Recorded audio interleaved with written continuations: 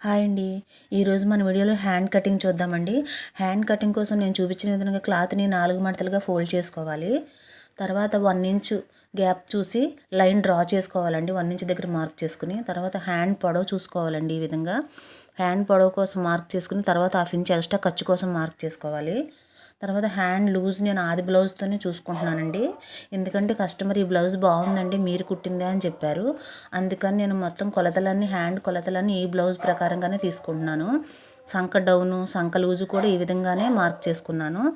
తర్వాత మనం సెంటర్లో ఫోల్డింగ్ చేసిన మార్క్ చేసుకున్న దగ్గర నుంచి 1.5 వరకు చూసి ఒక మార్క్ చేసుకోవాలండి. 1.5 ఇంచులకి మొత్తం సంక లూజ్ ఎంత వచ్చిందో నేను కొలుచుకున్నానండి. 8.5 ఇంచులు నాకు వచ్చేసిందండి.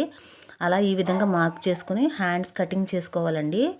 ఈ విధంగా మార్క్ చేసుకున్న ప్రకారంగా 2 ఇంచులు ఖర్చు కూడా ఎక్స్ట్రా మార్క్ చేసుకోవాలి.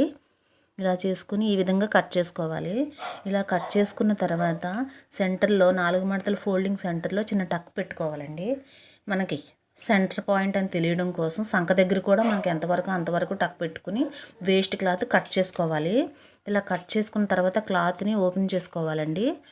ఓపెన్ చేసుకున్న తర్వాత హ్యాండ్ ఫ్రంట్ పార్ట్ లోతు తీసుకోవాలి కదండి.